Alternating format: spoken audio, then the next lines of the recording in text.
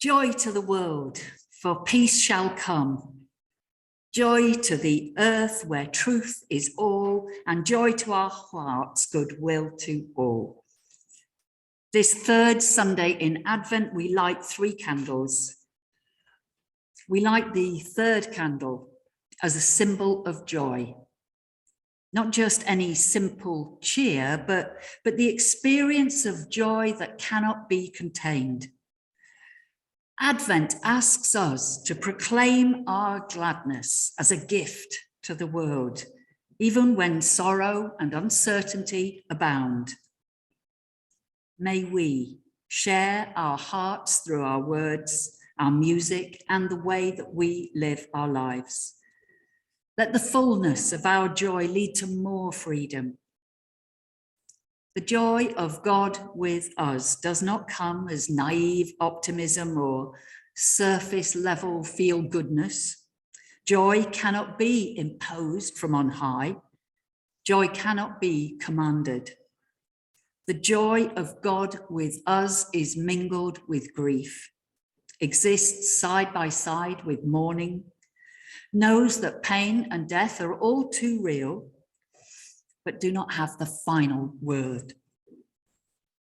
This joy tends tenderly to beauty and softness, and the gladness that comes from paying attention to what matters. The joy of God with us is collective, liberating us from deadly despair. Joy is gestating in the darkness. It comes unexpectedly, and joy invites our expectation and demands our participation. Prepare the way for joy with sorrow. So may joy be birthed among, within, and through us this Advent. O come, Emmanuel. And so, with the warmth of our Advent candles to greet us, I bid you all a warm welcome to this Sunday service for Kensington Unitarians that's taking place both in person here at our church in Notting Hill and also on Zoom, through which people are joining us from their homes. A very good morning to you all. And for those of you I've not met before, my name is Sarah Tinker, and I used to be minister with this congregation until I retired nearly a year ago. But I found out that ministers don't entirely retire. So our intention here is to offer hybrid services so that people can worship with us in person or online. And in future services, people at home will be able to speak to us, and we here will be able to see and hear you. But believe me, the wiring for interactive services of this nature, it takes quite a bit of work to establish, particularly in a somewhat beautiful but quirky building like ours. So for now, we are simply streaming this service. But if you are with us on Zoom today, please be assured that Hannah is your perfect host. And I think there'll be a chance at the end of this service for some online chat and virtual coffee as well. So let me thank all of you here in person for doing all you can to keep one another safe in this ongoing time of pandemic. We're wearing masks and keeping a social distance from one another. After all that, let's take a pause now. Let's bring all of ourselves here and now. Let's breathe into this moment of Sunday worship. As we as a congregation are moving towards the possibility of people joining our worship actively from anywhere in the world.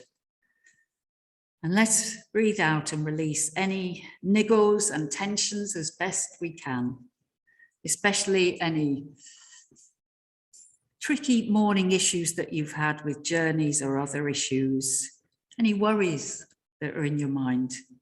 If it works for you, let's lay them to one side for a while so that we might fully experience this chance of being together.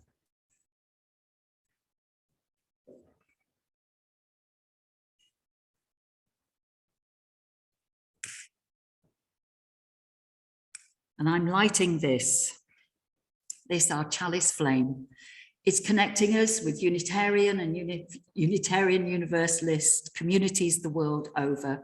And this light is reminding us of lights shining all over the world, lights that are shining in the darkness, lights that are lifting people's spirits and providing a beacon, calling to those who have lost their way. Our service title, As With Gladness, is the start that some of you might recognize of an old carol. As with gladness, they of old did this shining star behold. Well, may we be like stars and candle lights for one another. Let's illuminate the way for one another.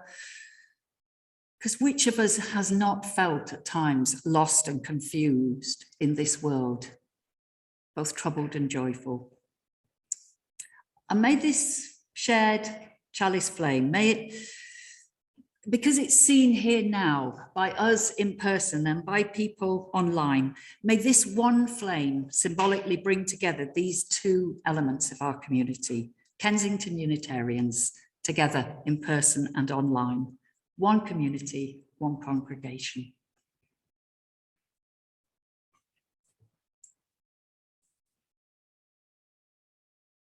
Right, I have to get my props ready for this bit. This is one of the highlights of this service. But it starts with a reading by David Rankin. So this reading is called Advent. It's by David Rankin. And then it's got a short reflection after it on Unitarianism's love of paradox. During the Advent season, we celebrate the qualities of faith, hope, love, and joy. Yet these must be viewed through the prism of paradox. No faith is worthy without the capacity to doubt all things, for then it is only credulity. No hope is possible without the spectre of defeat in the wings, for then it is only dreaming. No love is strong without the dread of loss in the heart, for then it's only passion. No joy is complete without the certainty of sorrow in the future, for then it is only frivolity. Thus, it is wrong to mislead people with simplistic notions, for they distract us from the fullness of life. After all, the seas have storms, the clouds have lightning, and the roses have thorns forever. So thinking about that idea of the prism of paradox that we bring to faith, I don't know if any of you had seen on the news or read in the newspapers this week that Marks and Spencer's, our beloved Marks and Spencer's, have brought out a new Christmas sweater. And it's been in the news because it's got "Believe" written colourfully across the front. And apparently it's now a hit with Anglican women priests. So several friends sent me text messages this week asking if I would be buying a sweater or if I would be knitting one specifically for Unitarian women preachers. And some of the, let's have a look what we came up with. Okay, so my Unitarian sweater might have, "It's okay to be not sure," or "It depends what you mean by believe." And other people had come out with "doubtful," or "let's hear what your thoughts are about that." Or this one is my favorite, actually: "Fingers crossed and hope for good luck." Now, I don't know about you, but Unitarians' willingness to accept that believing encompasses doubting, that love holds loss as its close companion, and that joy and sorrow are forever intertwined, each giving the other its piquancy, its flavor. Well, this acceptance of uncertainty, this willingness to, if you like, admit discomfort in matters of faith, well, that's what attracted me to a Unitarian community all those years ago. I like viewing life through the prism of paradox, as David Rankin writes, because paradox, well, it seems to contain both, I don't know, humanism's emphasis on reality alongside mysticism's encompassing of this and that together. Do you remember how Khalil Gibran, the Lebanese mystical Christian writer, expresses this in his most famous work, The Prophet? Some of it's on the front of the order of service. Your joy is your sorrow unmasked, and the self-same well from which your laughter rises was oftentimes filled with your tears. And how else can it be? The deeper that sorrow carves into your being, the more joy you can contain. Is not the cup that holds your wine the very cup that was burned in the potter's oven? And is not the lute that soothes your spirit the very wood that was hollowed with knives? When you are joyous, look deep into your heart and you shall find it is only that which has given you sorrow that is giving you joy. When you are sorrowful, look again in your heart and you shall see that in truth you are weeping for that which has been your delight.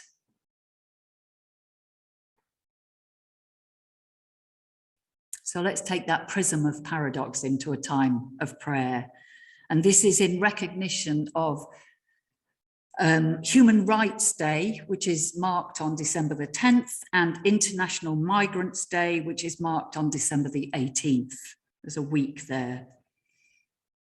And Human Rights Day, you perhaps know, it's the day on which the United Nations General Assembly adopted in 1948 the Universal Declaration of Human Rights. And I can't help but shudder when I hear government ministers suggesting that they might be changing the terminology of our Human Rights Act. I believe that the principles enshrined in that declaration are just as relevant today as they were back in 1948. And the International Migrants Day this year is recognizing and celebrating the role of migrants and the contribution that migration brings to development the world over. So as we move into a time of prayer and reflection, let's hold in our hearts and awareness all those people in our world who are prevented from traveling and all people who are forced to move. Let us pray for all people who have had to leave their homes for any reason, all displaced persons or refugees, all asylum seekers and all immigrants. It is perhaps hard for many of us to imagine what it must be like to feel the need to leave our country and seek refuge and a new life in another. But all those of us who feel blessed with homes of comfort and safety, we can at least give thanks for the blessings we have. And we know that there are some among us who are far from the places they know as home, some with joy, some with sadness. So let us think of those far from home with love and with commitment to help all people feel welcome here in our church community. May we also remember with compassion that there are many people in our world unable to travel, forced to remain where they are because of poverty, because of oppressive regimes, or because of cultures that repress the imagination of other ways of being. May we who are free feel deep gratitude for our freedoms, never taking our good fortune for granted. Let us pray for the lawmakers and enforcers who have such a difficult task. May they be blessed always with compassion in their words and actions. Oh, may they never forget that they too might find themselves without a home and in danger at some time.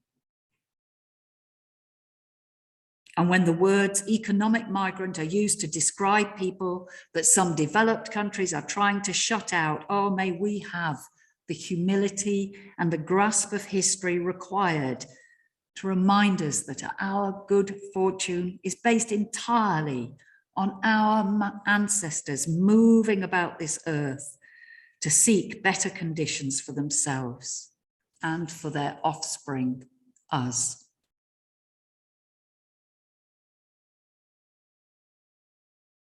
Let us be active supporters of organizations that build bridges across divides, like the United Nations and the increasing number of groups campaigning to make the tough lives of refugees a little more bearable.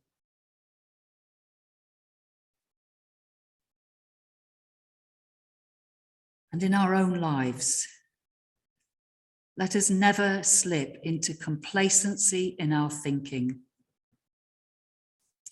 but rather be ever grateful for that which we have, ever attentive to the needs of others, and doing what we can, however small, to make this world of ours ever more just, ever more humane, ever more compassionate, and a place where joys and sorrows are forever interwoven. And to that aspiration, if we so wish, let us say together, Amen. So may it be.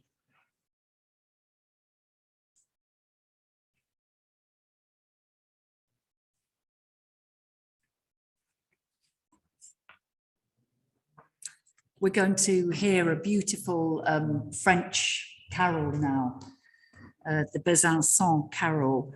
I'm just going to read just one verse of this, this carol to bring it to mind. Stars, keep watch when night is dim. One more light the bowl shall brim. Shining beyond the frosty weather, bright as sun and moon together, people look east and sing today, love the star is on the way.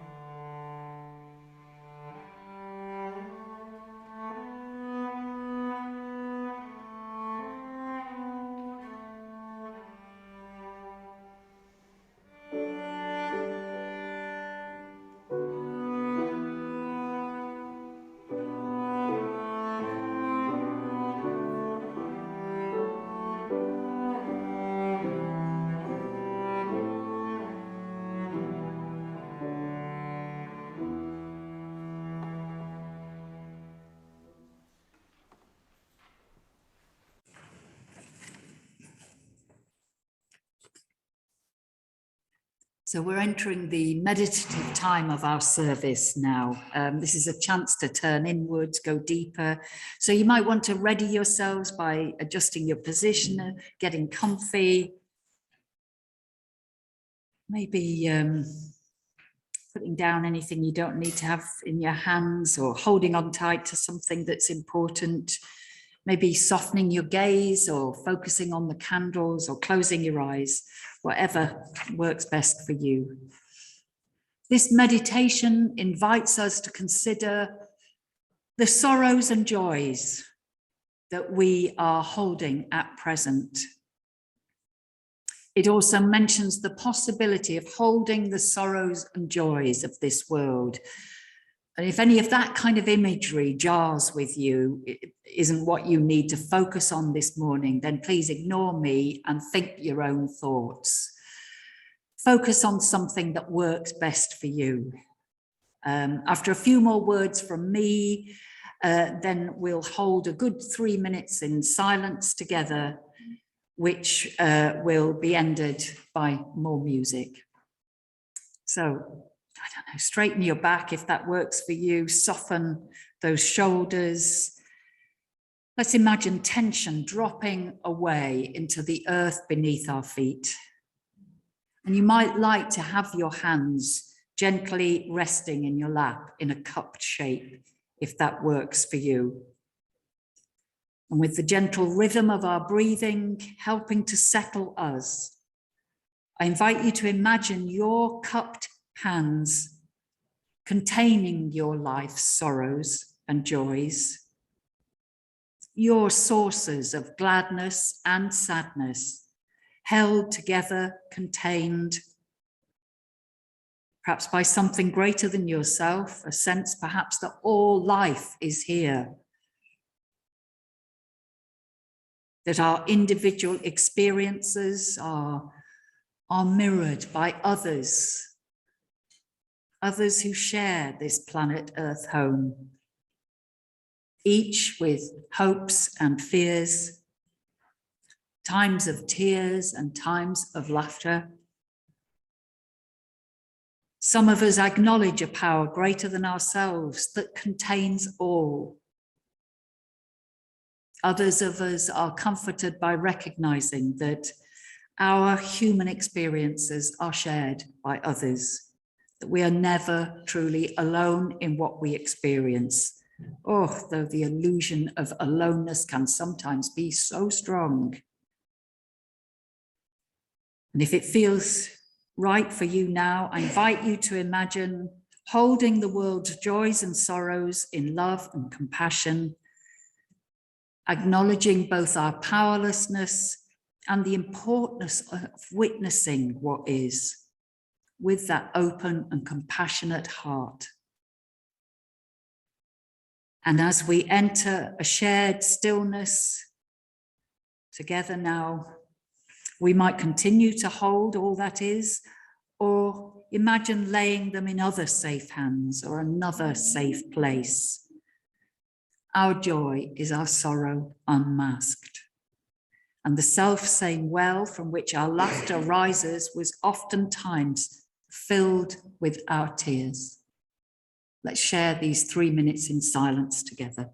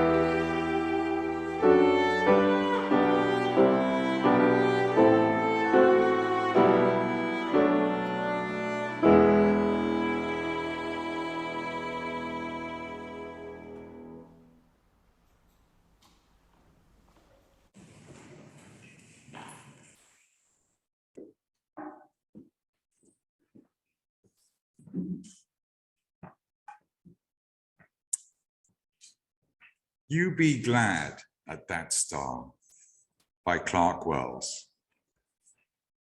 Several years ago, and shortly after twilight, our 3.5-year-old tried to gain his parents' attention to a shining star. The parents were busy with time and schedules, the irritabilities of the day, and other worthy preoccupations. Yes, yes, we see that star. Now I'm busy. Don't bother me. On hearing this, the young one launched through the porch door, fixed us with a fiery gaze, and said, "You be glad at that star." I will not forget the incident or his perfect words. It was one of those rare moments where you get everything you need for the good of your soul. Reprimand, disclosure, blessing.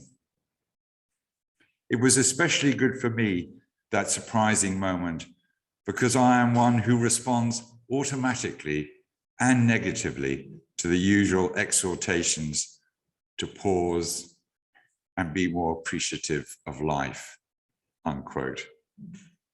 Fortunately, I was caught grandly off guard. There is a notion with some truth in it that we cannot command joy, happiness, appreciation, fulfillment. We do not engineer the seasons of the soul or enjoin the quality of mood in another.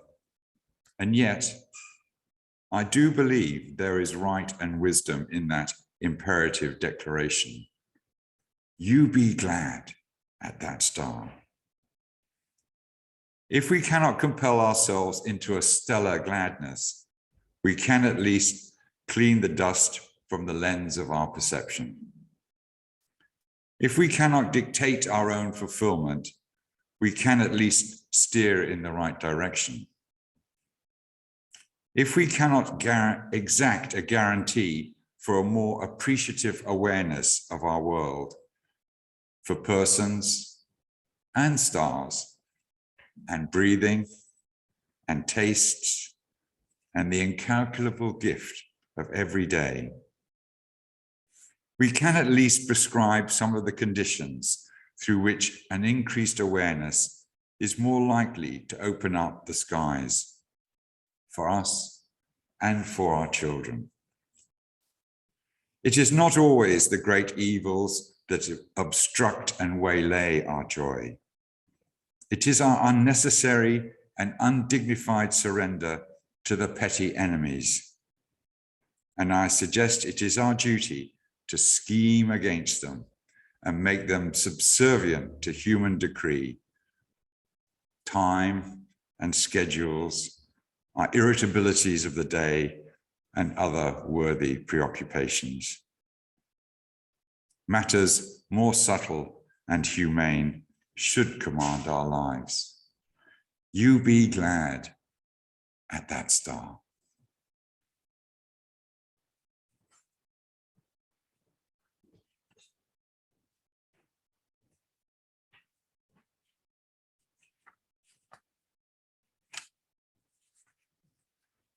Thank you, John. That word, the word that we're focusing on today, joy, it's used a lot.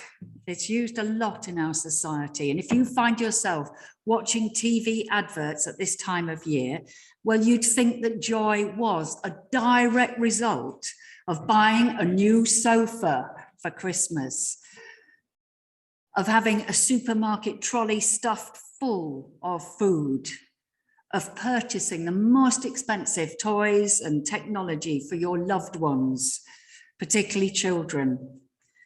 But we Unitarians, we who would rather not have the word believe written colourfully across our Christmas sweaters, well, I hope we're not quite so likely to fall for capitalism's favourite mantra, consume more, everybody, and joy will be yours.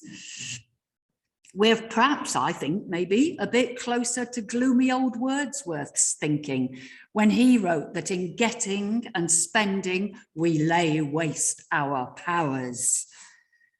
Wordsworth goes on to write in that poem that little we see in nature that is ours.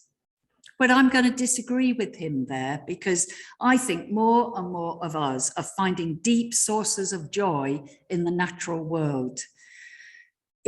From walks in woods, tending to plants, feeding the birds, campaigning to preserve landscapes and habitats for future generations. But what is this thing called joy, and how might we define it? How would we explain joy to a group of aliens if they happen to park their spacecraft right next to us one day? It's more than happiness, isn't it? Much more than happiness. Joy has a deeper quality. It may also involve something beyond, I don't know, what I sometimes describe as the small self, if that makes any sense to you. That little kind of me voice that I have an inkling that many of us have within us. That part of me that really thinks primarily of myself and my particular concerns. And I think it's because of that I was so pleased to find, I've lost mine already. Here it is. If you're joining us from home today, the whole script of this service is already online on our Kensington Unitarians website, and it will have this and the other readings in it. I was incredibly pleased when I found this list some years ago. It's from the Richard Raw, is a Franciscan priest and writer, and it includes what he thinks are the qualities of a joyful mind. And what's clear from his list, I'm not going to read all these out now, but what's clear from his list is that his understanding is that our experiences of joy come from within us, that our joy begins in our mind rather than with any external cause. And that's another one of those issues that we really could discuss for the rest of the day, isn't it? We used this list in a service some years ago now, and I've had it pinned up ever since. And the quality of a joyful mind that shouted most loudly to me then was the next to the last one. When you can observe your mind contracting into self-preservation or self-validation and then laugh or weep over it. That's one of his qualities of a joyful mind. And it was the one that spoke then most to me and does even now. I'm probably going to need to work on that one for the rest of my life, but it'll be interesting to hear if there are ones that really shout out to you as well. So joy for me has an expansive quality about it, and it's got a depth about it. It bubbles from within sometimes, but only sometimes in response to an external stimulus. Joy goes beyond the personal for me. I could perhaps explain that as describing joy as a quality of the life force itself. That bubbling energy of the young at play, be that an exuberant toddler or a leaping lamb, of a bud bursting open in response to spring's early warmth. So it could be the joy of the troubled finding something that makes them smile once more, of a ravaged landscape rewilding itself slowly. And it's this transpersonal element that in joy that takes it beyond personal happiness for me. So this week, I've been playing around with that older word, I think it's older, gladness, meditating on that old carol line, describing the start of the Magi's journey towards the infant Christ. As with gladness, men of old did the shining star behold. Well, I think we can share in that gladness, when we find our own stars to follow, when the path, for a while at least, becomes clear to us and before us, when we know what the world needs of us and what particular gifts we can bring, identifying our personal contribution to the greater good. So my hope for us all in these sometimes discouraging times in which we're living is that we too can find that inner wellspring of joy that bubbles forth in response to the world, or that despite the weakness of our human societies, when we know ourselves to be part of something so much greater than our own small self-focused selves, when we can be glad at that star and know the true joy of being alive in this moment, the only moment there is. Amen.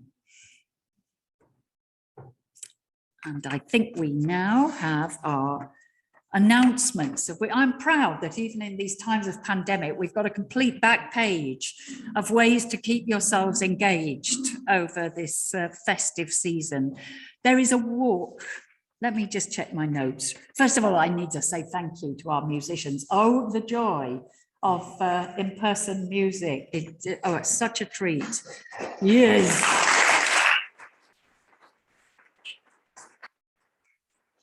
And I want another round of applause for Jane, because you do not know the pain.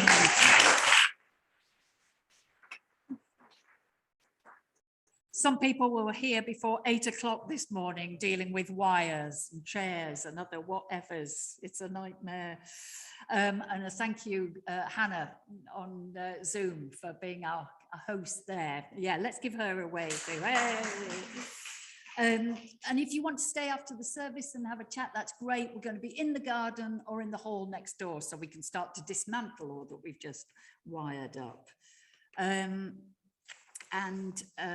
This afternoon, Carolyn, give us a wave, Carolyn. Carolyn was delayed by the central line, but you got here and I'm so pleased. There's going to be a getting to know you walk after church today. What time are you setting off, Carolyn? Do you know? Soon after anyone has had a bit of a drink from their flask or eaten their sandwich. Yeah. Yeah. They'll be setting off, and I'd like to find out from you how far you want to walk and how slowly or fast. So I'd like to have a bit of gathering before we actually step forward. Lovely. So make yourself known to Carolyn over there in the delicious teal top. And today probably is your last chance to join in with the virtual Christmas choir. And to do that, you'll need to go home and put wires in your ears and do things. I've done mine and it was fun and it's worth doing. And it will make us all happy to see one another on a screen for Christmas carols. So there are instructions if you've not had them. If you've never been to a heart and soul gathering online before, well, Jane's here to tell you more about that, and their theme is joy for this week. So it's a lovely way to connect a bit more deeply. The coffee morning's on again at Tuesday, brilliant conversation guaranteed online. On the 21st of December, the West London Green Spirit Group are holding their solstice and Yuletide gathering. It's in person here, but also it could be on Zoom. So let us know, email me. And the Christmas Eve service is on Zoom at 5 p.m, favourite carols and meditative stillness. So make sure you're getting the emails that are out and about. There's something in here about the Findhorn Unitarian Network meditations, which happen each month. And there's an email to connect with that. Different meditators are leading it each month, and it's very lovely that. John and Heidi are holding a New Year's Day in-person gathering if COVID allows us to do that. So keep in touch with Heidi about New Year's Day. Starting here, I hope, and it'll be meditation and sharing. Really nice. On a theme of looking, remembering the old year and looking forward. That's a lovely thing to do. So contact Heidi for that. And there is a How to Be a Unitarian, if any of you weren't entirely sure about what you wanted to write on your sweater. By the end of the 6-week course, you can be guaranteed to have a word of your choosing on that one. And that's starting Thursday the 6th. It's online, and Jane is the person to contact about that. Anything else I need to say at all? No, fantastic. Okay, so let us now.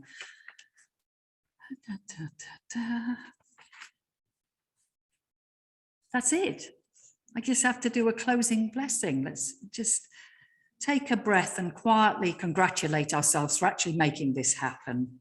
It's really lovely to have brought 2 elements of a congregation together in this way. And yeah, it's really nice to see those faces on that Zoom screen. And one day we'll hear your voices. That will be lovely. So this closing blessing starts with words from Max Capp called Gratitude. Often I have felt that I must praise my world for what my eyes have seen these many years and what my heart has loved. And often I have tried to start my lines, "Dear Earth," I say. And then I pause to look once more, and soon I am bemused and far away in wonder, so I never get beyond "Dear Earth." And so, dear Earth, dear people, dear creatures and plants of infinite variety and delight, let thank you be our one prayer, our answer to the troubles we inevitably experience in life, our response to the anxieties and the uncertainties of our time. May the gratitude we feel in our hearts light up our faces. Encourage us to smile once more and to thank life for its great gifts to us, and to thank one another for being alive with us, all part of this great adventure, this unknown path of magic and mystery and great, great kindness. Amen. Go well, everybody, be you at home or here in the room, and blessed be one and all.